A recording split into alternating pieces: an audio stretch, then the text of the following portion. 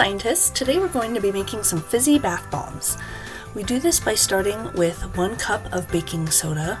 I'm going to add that to a big bowl, and then we're going to add half a cup of citric acid. We're going to put that in there, and then another half of a cup of cornstarch.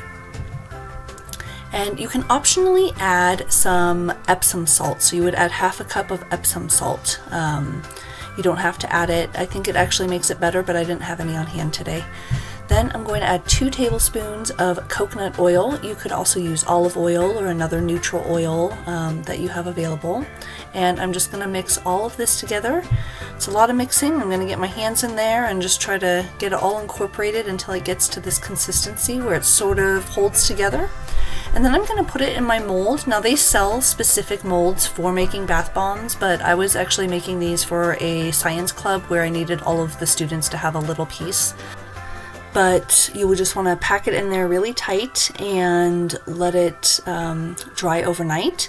And when you pop it out, you put it in water and you get this bubbly, fizzy reaction because the baking soda is a base and the citric acid is an acid, and they react with each other to make a neutralization reaction. And when they do this, it makes a lot of gas and bubbles. And if you put it into a bathtub that already has soap in it, what will happen is that soap will capture the bubbles. And so you can see here there's this really nice foam that gets produced when you put a fizzy bath bomb in a tub that already has soap in it.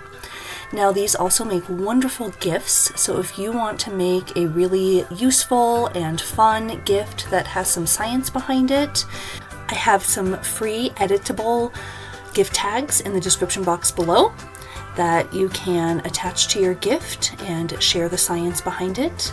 And thank you so much for watching. Until next time, keep discovering.